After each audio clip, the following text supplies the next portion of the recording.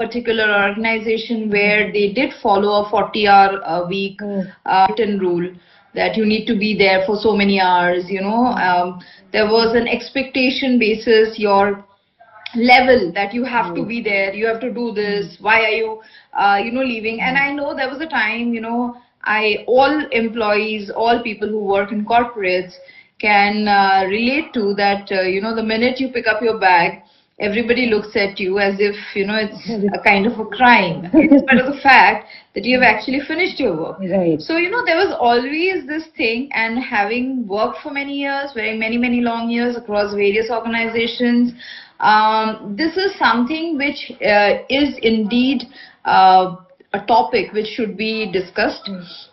Personally, I do have certain views, and I'm sure as a clinical psychologist, you get to meet a lot of people who can also vouch for how burnouts are real.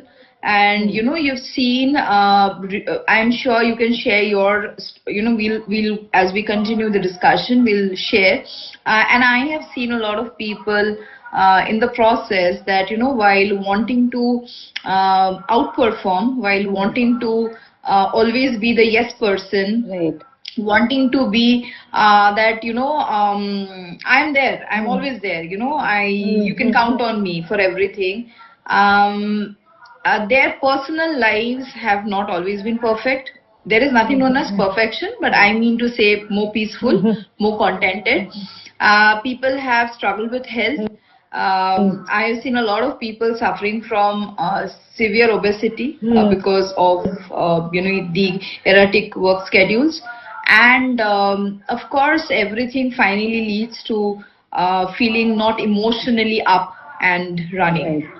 So, these are, maybe I have not been liked for it many times. I'm sure about it. And I'm sure, like me, because of this overwork culture and this hustle mindset, we do feel a certain level of,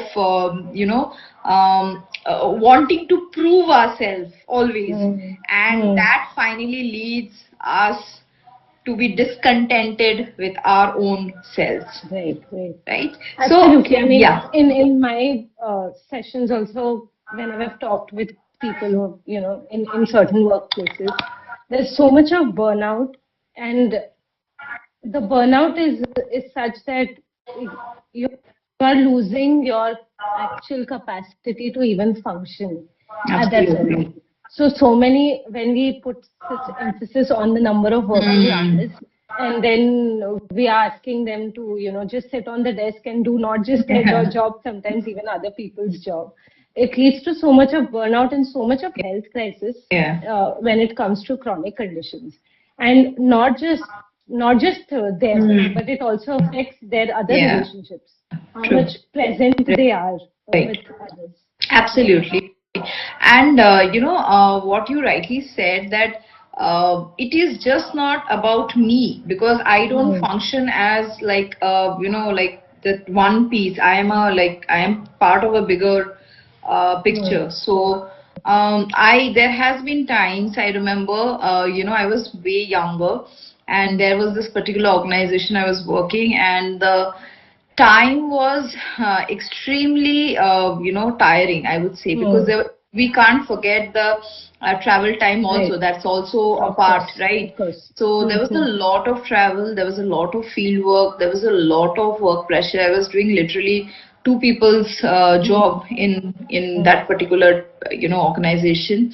And I remember I used to come back and, I used to kind of have a kind of a meltdown. So there were days, which is like exceptional in my career, but in that particular, those few months, I literally had meltdowns because of, it was taking a toll on my health. And that was the first time I was diagnosed with gynecological,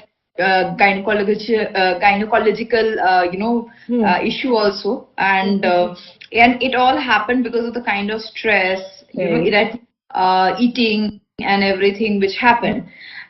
So with that very thing, let's jump into a few questions, because I am sure a lot of our viewers, because I think this is going to go live stream. Hopefully, it will be simultaneously be played on YouTube and LinkedIn. Can you just tell me from your own experience, Richa? I think I have forgotten to introduce Richa in all this conversation. Richa is a clinical psychologist, and we are so pleased to have her. She has completed her master's in philosophy, that is MPhil, in clinical psychology from Amity University, and holds a post graduation from Bethune College. And she also runs her own, company organization with Self Pivot, which is about, I am understanding, is more about mental health, and helping people find the right balance. Pivot is, and she has been there for the last 4 5 years, in if I am right. So, and she has helped many people, and it is our privilege that we could have you. And guess what? I met her at one of our networking events, and that's how I got to know about the wonderful work Richa is doing. And welcome to the platform, Richa. So I'll jump into the first question for you. So my first question will be, what are the biggest challenges professionals in urban India face when striving for work-life balance? So I feel like a lot of it is, of course, individual, but a lot of it is more how our society functions and the systemic change, difficulties that happen in the workplace itself. So speaking of like conditioning that we have all grown up with, this whole idea that you're supposed to work all the time, there shouldn't be any time wasted. And if you're not being productive, you're not doing good enough. So a lot of people who come in sessions are, and I wouldn't say even I have been, target of that kind of mentality, where you constantly feel guilty if you're not doing enough. And you're constantly asking yourself this question, am I doing enough? So as a result, you're just tied up with work, even if probably it's not really leading to some kind of efficiency maybe. Another kind of thinking, another kind of mentality is that of perfection. Perfectionism is something I would call it a disease, honestly, because people are just striving to have the most ideal condition. I should be the most ideal performer. I can't make any mistakes.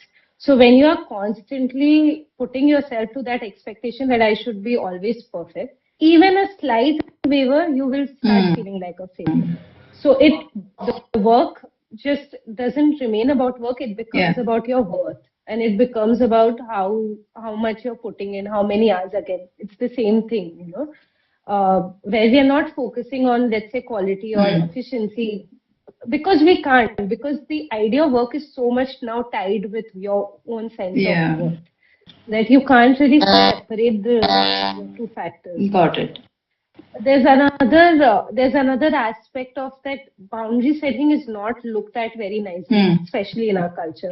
When a person comes up and says no, or when a person says that this is not my responsibility, this is yours, and this is where my limit is, that is not very much appreciated. So that lack of boundary setting, or that shame that is associated with boundary setting, doesn't really gives much window for us to have like a work-life balance, right? And when it comes to like systemic things that are there in the workplace, there's a lack of psychological safety. I have many clients who do tell me about the kind of managers that they have, where there's no window for, let's say, feedback, or there's a constant micromanagement, or responsibilities given like at the last hour. So there's a lot of threat even to share an opinion, even to express that there's something that's bothering them. So there's a lot of threat when it comes to being yourself in the workplace. And now you combine it with the insecurity with the job that, a lot of us are having that insecurity that I might be fired. We don't know what's going to happen the next day. Now you combine all of it, it becomes a perfect recipe for anybody to not being able to perform and to experience a lot of turmoil. Yeah, and I think it also adds to the perfect recipe to be exploited. Yes, I think because definitely. Definitely. as I say, for me it's very easy to speak on this particular subject, having worked for many years. Having been through various levels of career and having had various supervisors, various administration, management, I completely agree with you that in our country, apart from some very renowned organizations, thankfully I had the good luck, I would say, to work with some very good places. Saying so, also, the feedback mechanism is absolutely not there, and more time. I think I was just studying. You can also kind of put some inputs around it.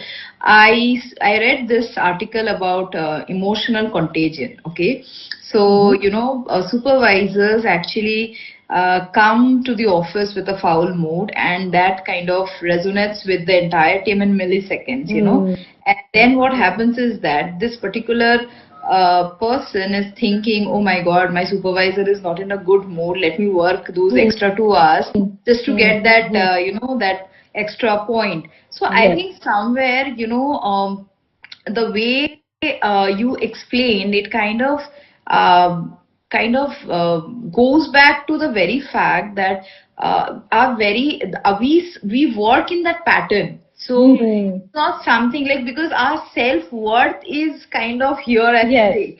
So it's not something which not every time I would say an organization is always saying, because as I say this, I can say this for a fact that many organizations, even today, post this COVID pandemic, they value productivity over work hours, and big organizations generally do. See, there will be instances where you would want to kind of probably work a little extra because maybe you are behind time or you need to submit certain things, and it happens maybe 7 days in a month. It's something very normal. It's not something not, and majorly, for a lot of finance team, I have always seen that because they are always running short of time because of certain regulatory processes and all. But saying so, I also have a next question leading that way, like post the pandemic,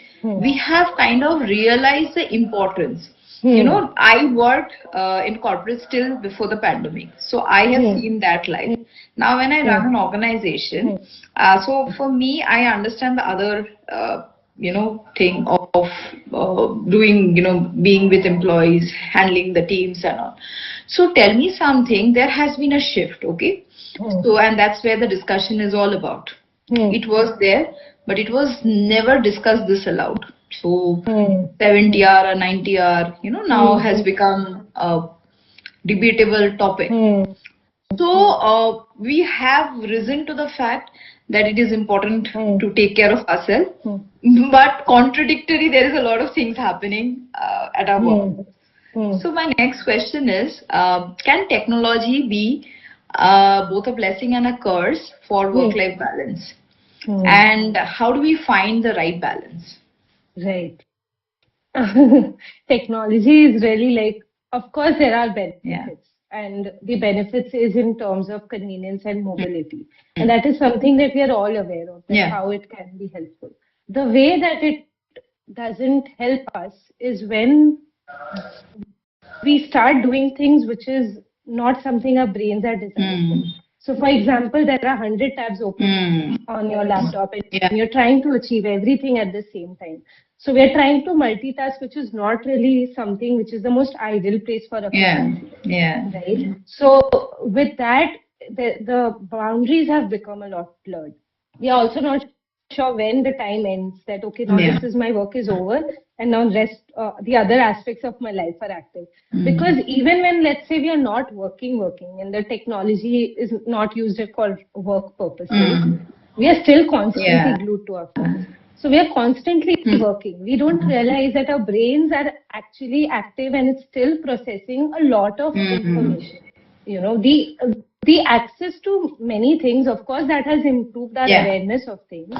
But we are now getting access to things which we actually perhaps don't need Yeah. also. True. And we are constantly looking what Yeah. others are doing, and we're also comparing in the process. So Mm. at the same time you're working, there is constant engagement of the brain, and there are certain emotional repercussions which are coming at the same time. So Right. all of this, if you combine all of it, if we are just talking about work and not talking about quality of life, work is also Yeah. affected by that, you know. Right, right. You are absolutely right. Like when you say that our minds are continuously, working overtime, Hmm. I know for a fact that many of my, friends, people in my circle, say example, they come back, Hmm. they do not have work, but Right. they still feel the urge that let me be a little productive, let me do this. Hmm. Yeah. Okay, Yeah. Exactly. saying Hmm. so, when I now on being on the other side, Hmm. I think now when you say this, kind of investing in personal growth where Hmm. you are studying Hmm. is very different Hmm. than, when you're watching just for the sake of watching. Right. So now when I say example, when I'm reading certain articles which are Hmm. related to my work, that Hmm. is valuable because I am looking in terms of, understanding business, understanding human psyche, or just for the Hmm. sake of personal growth. But at the same time, say one thing leads to another. That's how the algorithms work. And I end up probably watching something which Hmm. may be around that particular subject, but uh, is taking me away to that Hmm. digital world where my brain is continuously thinking and overthinking. So Exactly. finally, there's a lot of fatigue. Hmm. So Hmm. And it now when affects the sleep. It affects absolutely, and lifestyle. you are right when you say so. If I am doing so many things together, Hmm. I feel tired, and Hmm. I'm sure everybody feels the same way because, Hmm. as you correctly mentioned, that trying to kind of rest our brains and Hmm. not constantly working is very important. Yes. Yes. So, Definitely. to all the viewers, it's very important to also shut down those machines. Take a clean break, read a book, pursue your hobbies. And that's what we actually propagate on our platform, Searching Soulmate. So Hmm. it's searching soul, like understanding myself and making friends. So as human beings, it's so important to stay connected. So maybe go back to this we always say, go back to those old world ways where you just step out and Hmm. go to the nukkar ka dukan and Hmm. just have something and have to speak to somebody and come back even if you don't know the person, Hmm. because Hmm. that way at least you're a little, those 15 minutes you're away from technology and you're Yeah. probably Hmm. meeting a Hmm. human face, hearing a human Hmm. voice. Hmm. So that leads me to the next question. Hmm. So, like, as an organization, like organizations do have their protocols, they Hmm. have goals to meet, there are revenue numbers. Can you suggest to organizations and workplaces how they can support their employees in achieving better work-life harmony? Hmm. Hmm. So, of course, a lot of changes at the policy level, but also in your regular communication that happens with the employees. So, for instance, role clarity. A lot of it's not very clear as to what is the expectation from the person and where that expectation ends, where that role ends. So there has to be clear-cut role clarity. You know, there has to be clear communication of these leave policies, for Yeah. instance, right? And very important, what I feel is that a leader needs to know how to provide psychological safety. It is a very important indices, and having an understanding about mental health will not only improve their life, it would improve employees' lives Yeah. also. And when I say communication, if you ask your employees what they need, as a support so that they can function optimally, there'll be very good ideas coming from there. You know, I mean, it will not just be about leaves. Ki give me holiday. No, it wouldn't be. Sometimes maybe the need is that okay, I need a mentor, or I need to maybe I'll perform better in this role rather than this. Maybe I need some team support. I need to delegate something. So when there is open communication about these things, we are automatically creating a space because we're taking that feedback into account. Right. You know? And this whole idea that employees don't want to work, that's not true. Absolutely. Everybody would want to work if you provide them value, and if their work is given value and they're given that autonomy to show what they can contribute. You are absolutely right about this. There has to be a little bit of, responsibility, which is like autonomous, which they can do on their part. And you are very right. I have a feeling that many times it's not the company, okay? Having work, it is not the company. The company never judges you. But it's the people who kind of, build the company, and these people sitting in various positions. So somebody might be very good, and the person might be kind of encouraging the team to, kind of take leaves, go on that much needed, I would say, a skill building program. But then there are people in organizations where somewhere their own discontentment in life, has a huge upheaval on the teams they handle. So, it's like a cyclic thing, because what is happening here is that a lot of the organizations are really having worked in so many. I have never felt that it is a bad policy in the organization. Many times, I like one of my organizations had a 40 hour week policy. And we would happily, I would happily even work on weekends, travel, and, kind of, even when I was in the city, I used to go for meetings, I used to kind of meet people.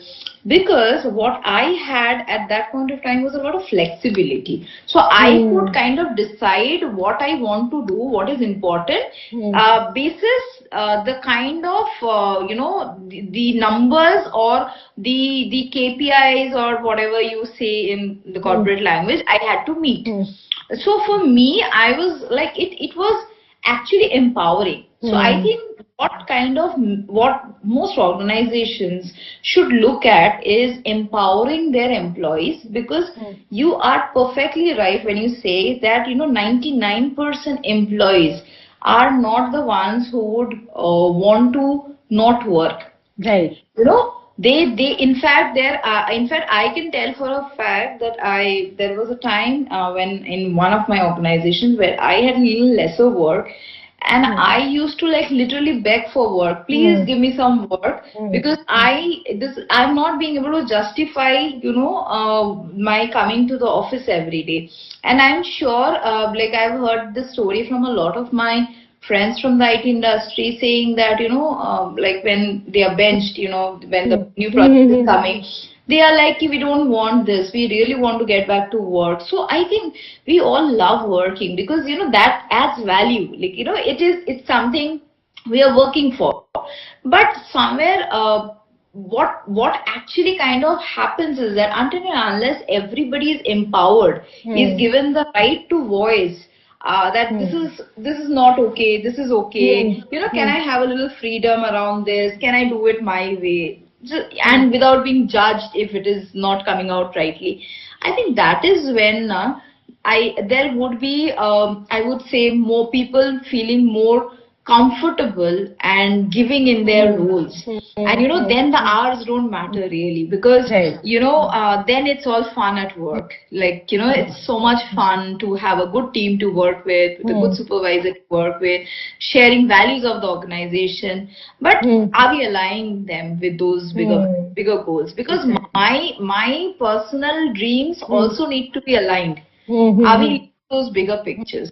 I think with that, my next question would be a little different, because when we discuss all these things, there is also something where there are various levels in the organization. Okay. And with these various levels, there are also various professions. There are various differences in the income brackets. So the question over here is like, is it a myth for certain professionals in particular income brackets in urban India to achieve that work-life balance because of the money aspect, because of the role aspects, so can you share some thoughts around it? How to manage it, maybe? I mean, of course, I would still not call it a myth. It definitely looks different for different professions, and especially the ones which are in like a crisis profession where they're constantly dealing with humans. There's always, extra workload, and Yes. it is difficult. It is definitely difficult. And if you are leading an organization, then that brings with it its own challenges, because obviously a lot is at stake for you.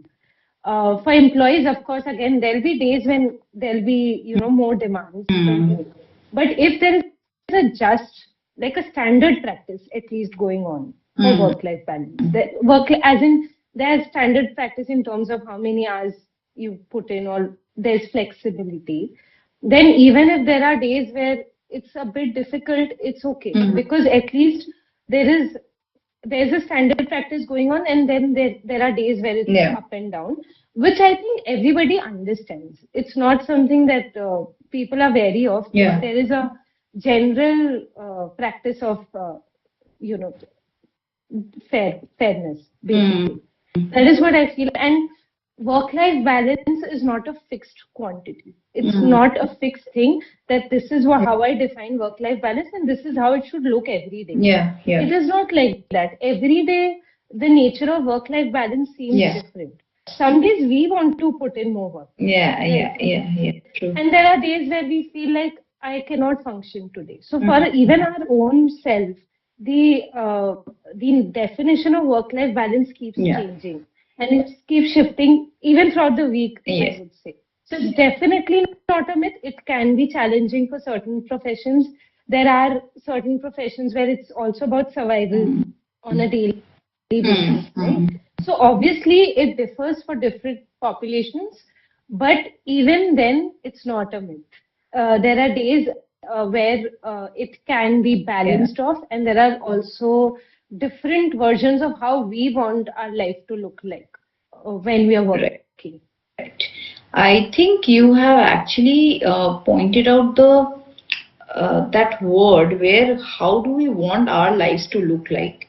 I think many times it is that particular person's idea about work, his goals, his vision, and what he feels that he's wanting to achieve. Now, every day will not be the same. That's also equal. Some of the roles require a serious amount of time because I have a doctor friend. I remember once he told me that his shifts were like 36 hours at a stretch, because that is how, because in a hospital with the patient to nurse and doctor's ratio, the work hours can be very tiring. Similarly, as you mentioned, some of the professions where you need to be, we always see like in the hospitality industry, right? Or in like the police who are working overtime during the festive seasons to traffic moving, people safe. So there are times when even if the entire world is celebrating, your work requires you to be kind of more, be there, spend those extra hours, and kind of serve people, help people, part and parcel. And finally, that one word that like, do we see ourselves, wanting to balance is actually the real, major So yeah, Yeah. so if you, I have to really share this. So when many years back, so there were like simultaneously, I had applied for some positions, and I had actually got like, I would say, three jobs in one go. So there was one particular job which was really good, was paying very well. But somewhere I felt that at that juncture, I also wanted to concentrate a little bit on my own personal growth in terms of some education, in terms of, refining my skill sets. So the kind of work which came along with the package and the position, I would be kind of stuck. Like, of course, when you take the responsibility, you'll also need to, kind of fulfill it. And I was quite young, and I actually took the job which had way lesser package. I really felt it was more creative.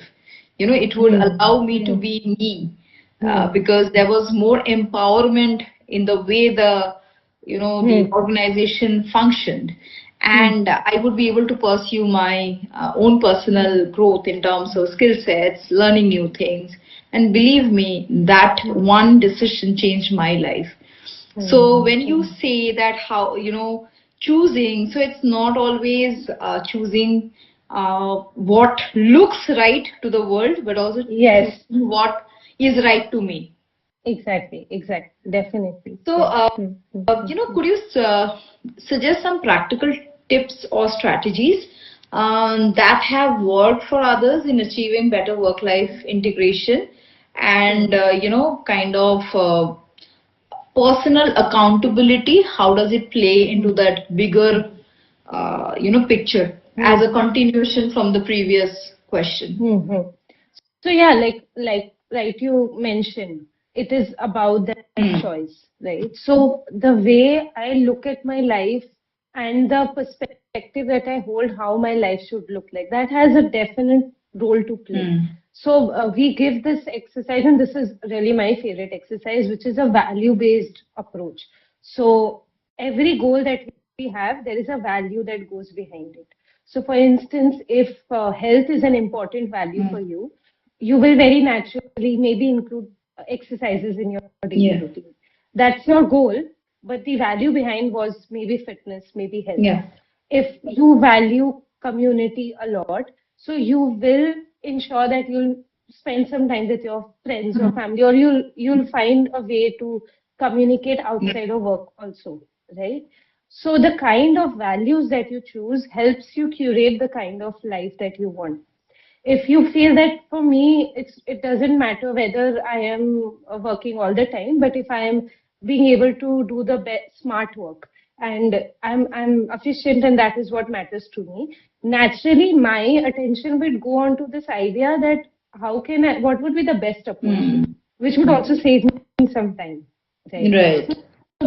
The more you question about what kind of life you want and the kind of values that are important, very naturally they will find the space in your life in terms of goals. Yeah.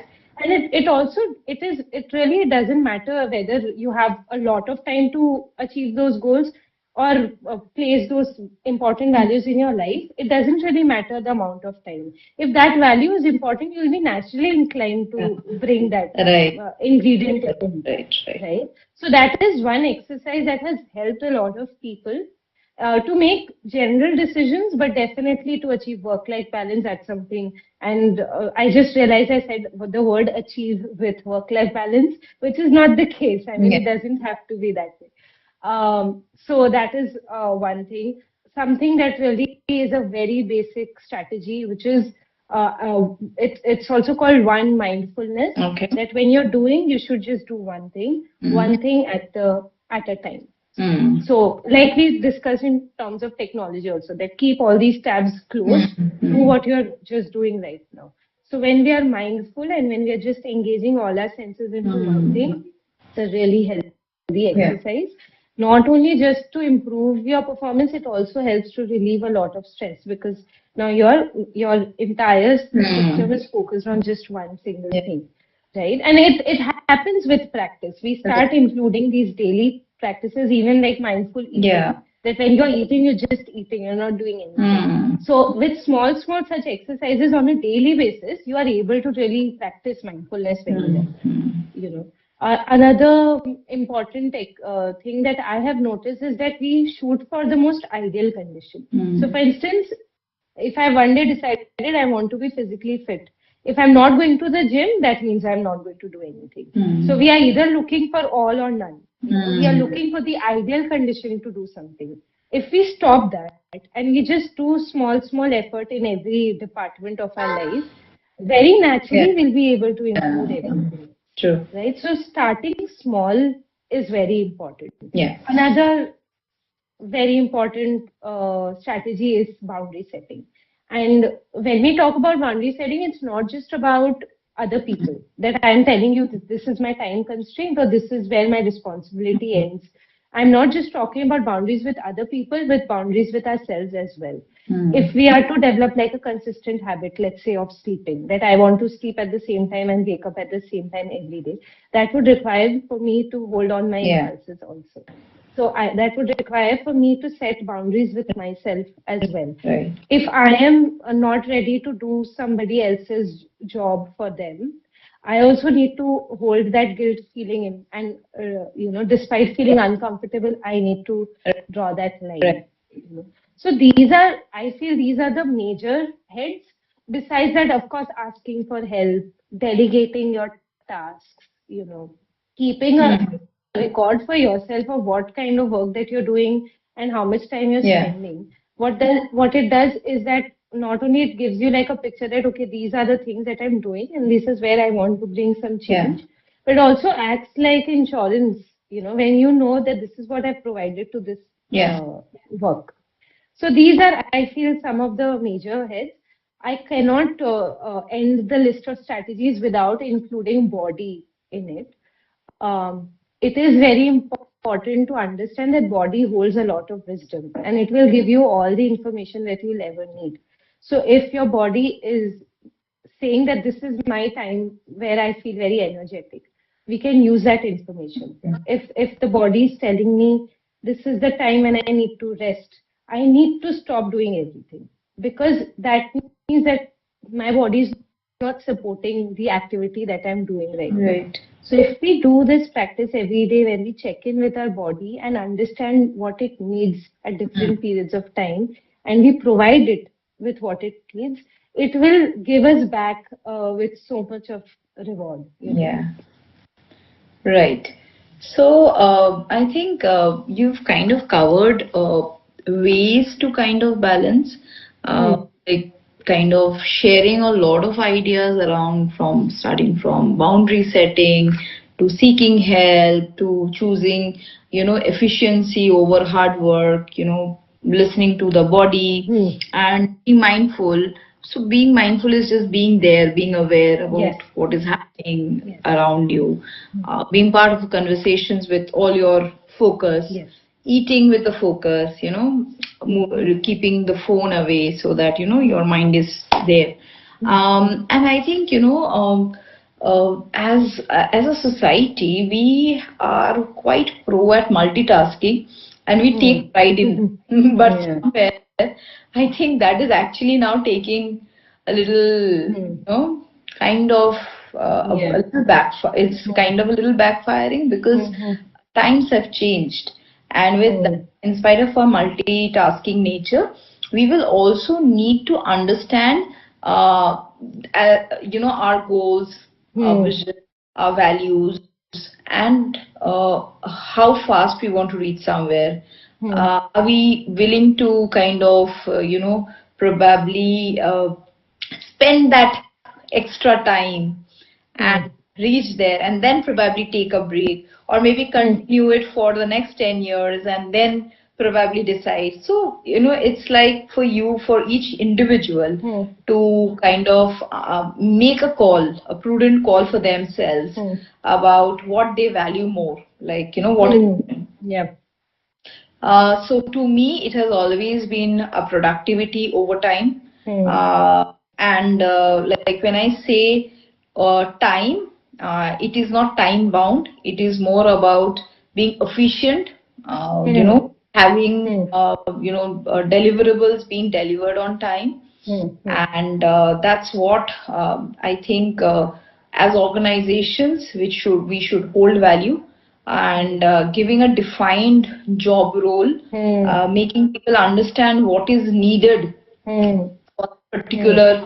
It may change, but with that change, it should also be intimated to that person that this is the change, right? So this is what.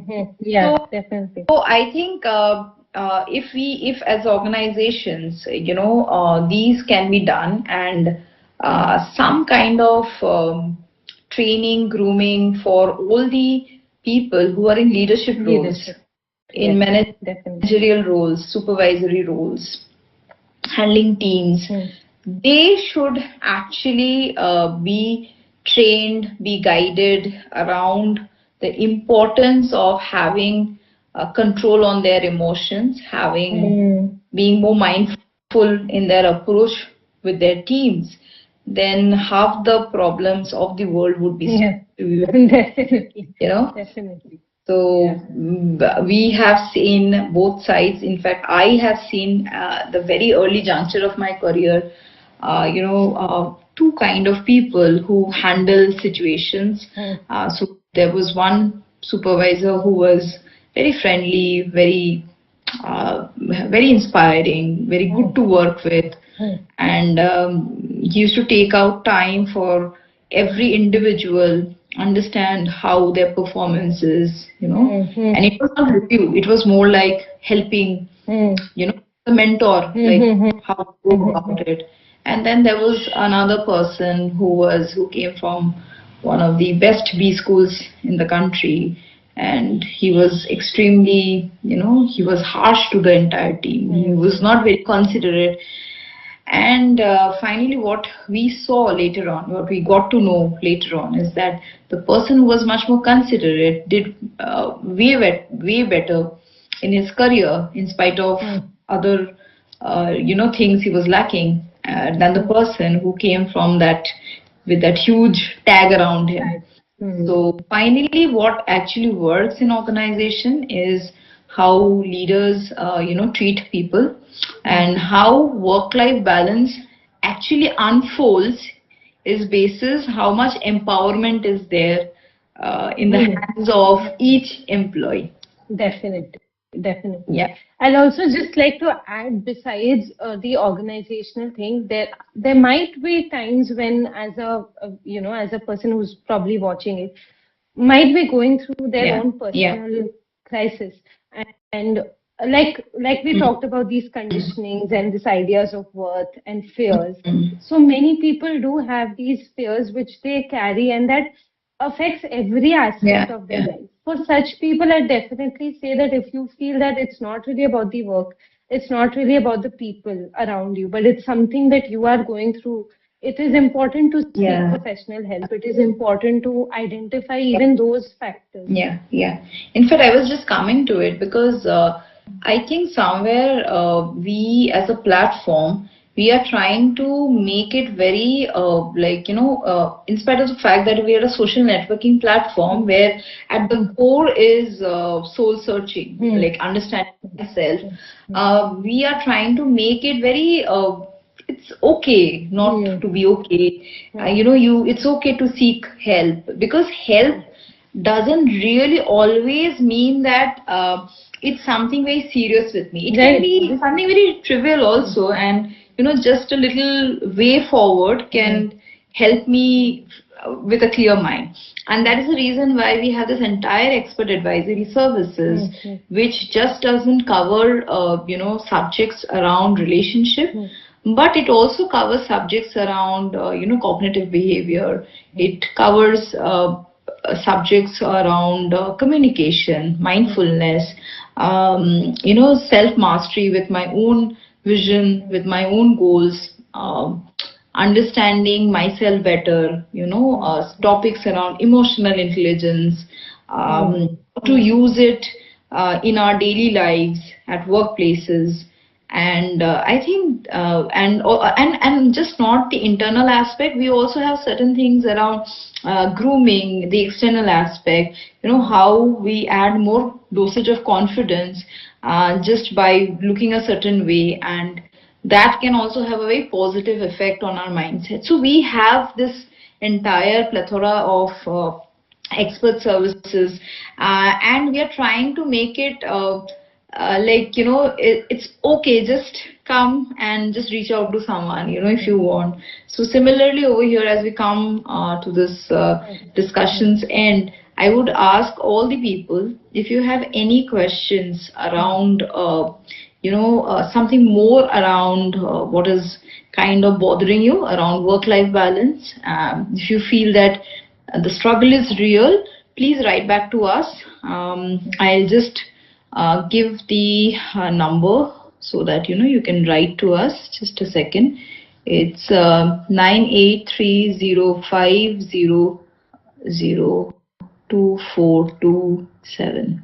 So you can DM us on this number, and once you DM us with a query, I am sure we can write back to you. Do mention your email ID so that we can write back to you with an answer from our expert. And thank you so much, Richa. So I'm so happy that we could kind of do this session, and this is like something very close to my heart, because I have always tried to voice this, and today when we did this session, it felt very apt at that moment where there is so much of debate and discussion around everything. So I am sure the people who spoke, they spoke from their vision, they spoke from their thought processes about building a bigger organization, building capable teams. But when it comes to individuals, for us, it is for each one of us to decide what is best suited for us, what makes us happy at the end of the day, and finally, what are those goals we are aiming for. Yeah. Right? So I think I summed it up, right? Definitely you have. Yes. And thank you so much, Richa. I really enjoyed this session, and I'm so happy to have you with us on our platform. And please, guys, do reach out to Richa's. Do follow her. She is an excellent, speaker, just not a speaker, a therapist, a counselor, a clinical psychologist. She has her own organization, so I'm sure she'll be of immense help. Plus, you can reach out to her through us. So I've already given her the number. I'm sure she'll be willing to kind of throw in some more light, something which we have missed out probably because we have a small limited amount of time. And thank you so much. I really love this discussion. Same here. Lovely talking. Thank you. Okay. Bye. Bye.